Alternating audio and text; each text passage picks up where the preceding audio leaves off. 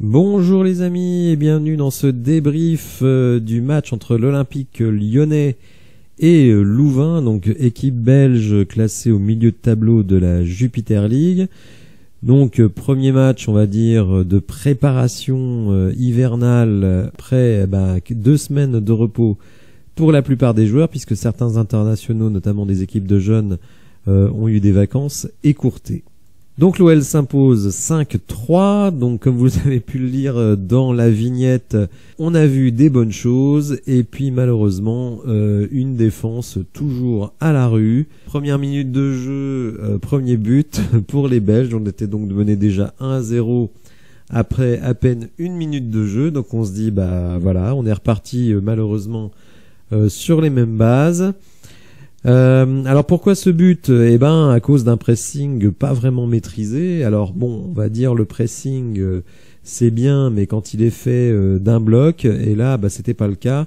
Les milieux étaient beaucoup trop hauts, ce qui fait que devant, pour les Belges, vous avez eu des trous un peu partout, et ils ont su très très bien en profiter. Alors justement, je parlais du pressing, c'est une des choses qui m'a un petit peu surpris. Puisque dans mon souvenir, Laurent Blanc n'était pas spécialement un adepte du pressing. J'étais assez étonné de voir l'équipe presser extrêmement haut, peut-être même parfois trop haut. Alors après, ça a permis aussi de gagner des ballons et d'obtenir des fautes. Et d'ailleurs, c'est en obtenant une faute proche de la surface de réparation que l'OL a égalisé avec Lacazette sur un coup franc direct, donc très bien tiré. Avec, il est vrai, une pelouse extrêmement humide et donc sans doute un ballon qui fuse à la retombée, ce qui a été le cas et ce qui a surpris le gardien. Un petit peu plus tard, c'est Tété qui justement lui aussi sur un très bon pressing a récupéré un ballon. Alors il n'y a pas que lui qui est au pressing, toute l'équipe était au pressing.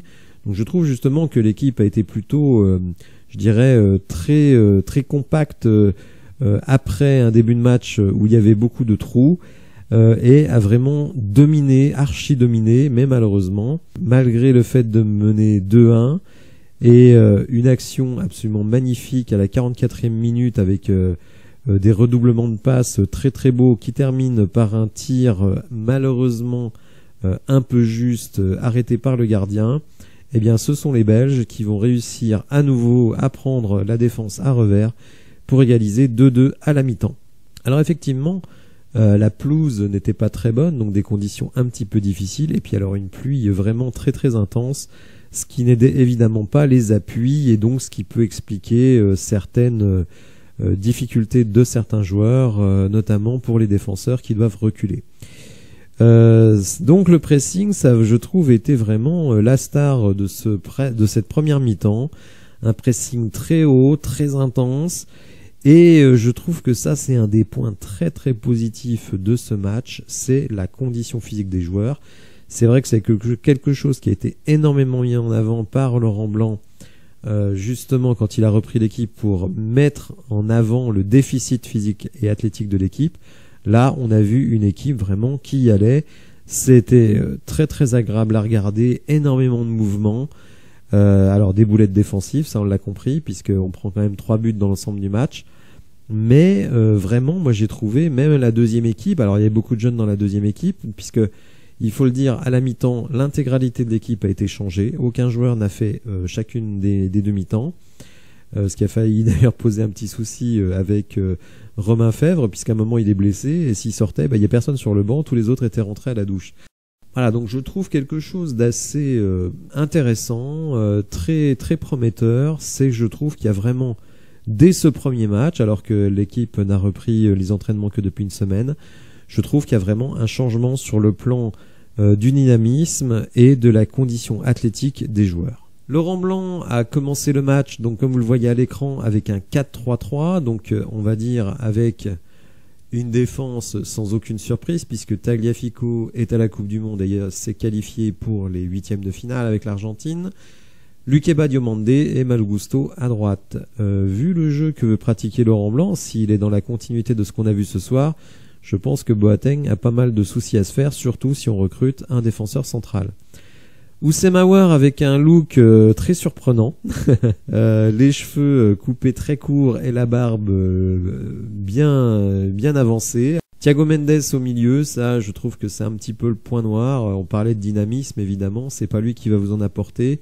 Et Tolisso, donc qui faisait son retour sur le terrain, qui a pas été extraordinaire, mais bon, on est déjà content de le revoir sur le terrain. Ryan Cherki, lui, tombe aligné titulaire, hein, ce qui était quand même un petit peu une surprise. Bon, même si évidemment, si Carl Toko Ekambi était là, bon, ça aurait peut-être changé les choses. Je trouve qu'il a été disponible, il a tenté des choses, mais franchement, un petit peu dans le vide. Il faut vraiment qu'il épure son jeu, et pour le moment, il en est encore très très loin. Tété, je trouve, a fait un bon match. Bon, d'ailleurs, il met un but, mais je l'ai trouvé disponible, très remuant. Mais vous le constatez, avec la Casette et son 1m75, on a quand même une ligne d'attaque de joueurs de petite taille. Donc autant vous dire qu'on n'a pas été très dangereux dans le jeu de tête. Donc ça, c'est quelque chose qui est un petit peu embêtant. On verra qu'en deuxième mi-temps, ça a été très différent. Alors évidemment, la mi-temps la plus intéressante des deux, c'était la première mi-temps, puisqu'on avait l'équipe, on va dire, pour simplifier, des titulaires, hein, puisque l'équipe de la deuxième mi-temps, c'était surtout des jeunes et des joueurs de rotation. Et on a vu des intentions vraiment intéressantes, hein, en termes de pressing, en termes de conquête. Hein. Moi, ce que je veux, c'est un Olympique Lyonnais qui soit conquérant. Alors malheureusement, les replis défensifs, les compensations, quand un joueur devant vous est au pressing, n'ont pas été à la hauteur, ça c'est sûr. Mais quand même, je trouve que là, il y a des intentions qui me plaisent. Et déjà, je trouve une condition physique supérieure à ce qu'on a vu par le passé.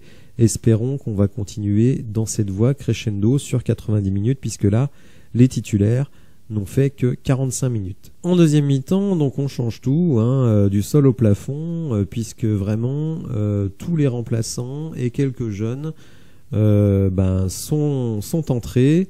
Bon, on notera qu'évidemment, eux ont gagné leur mi-temps, hein, puisque la première mi-temps s'est terminée par 2-2 et en deuxième mi-temps, on fait un intéressant 3-1. Alors, bon, on va pas retenir grand-chose de cette deuxième mi-temps, puisqu'on va dire c'était un jeu un petit peu foufou, qui partait un petit peu dans tous les sens. Mais malgré tout, là aussi, je trouve que c'était très dynamique, plutôt sympa à regarder.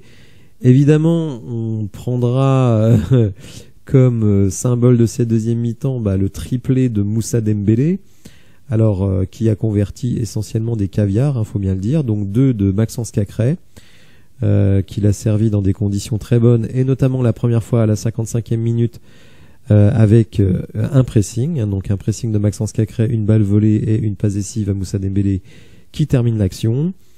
Le deuxième but, c'est encore Moussa qui est servi par Maxence Cacré, et sur le troisième but à la 83e minute, Moussa reçoit un centre de Barcola qui a vraiment fait un super travail dans l'aile gauche et qui globalement a fait une très bonne mi-temps, je trouve, très présent, que ce soit dans la récupération et dans la création.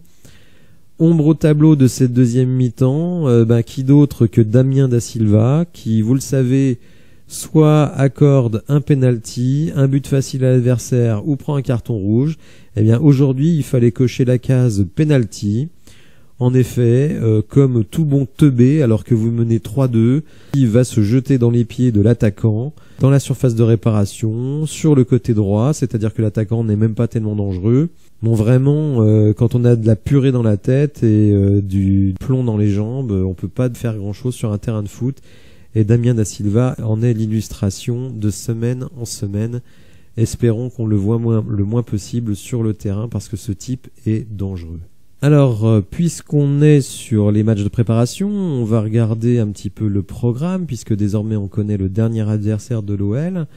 Donc le prochain match, ce sera dans une semaine, face à Arsenal, donc vous le savez, à Dubaï. 3 jours plus tard, on jouera à Liverpool, donc évidemment par rapport à Louvain, on monte plusieurs étages. Et ensuite, on redescendra beaucoup plus bas avec Sochaux, qui est une équipe de Ligue 2. Et on terminera par Monza, qui est une équipe qui, je crois, est 14e de Serie A. Donc là aussi, en espérant des victoires pour se mettre en confiance avant la reprise le 28 décembre à Brest. Alors vous le voyez à l'écran, je vous rassure, je n'ai aucun avantage de la part de l'OL Play, mais l'OL Play propose un pass d'1 mois qui vous permet donc de voir tous les matchs de préparation de l'Olympique Lyonnais. Il faut savoir que ces matchs seront diffusés uniquement sur l'OL Play. Donc voilà, si vous voulez vous faire plaisir pendant ce mois de décembre et voir votre équipe, en plus de la Coupe du Monde, en espérant avoir des soirées aussi folles que celle de ce soir, qui a vu l'élimination de l'Allemagne, et à un moment donné où le Costa Rica menait face à l'Allemagne, l'élimination potentielle de l'Espagne et de l'Allemagne en même temps. Mais en tout cas, on a vécu une soirée de fou.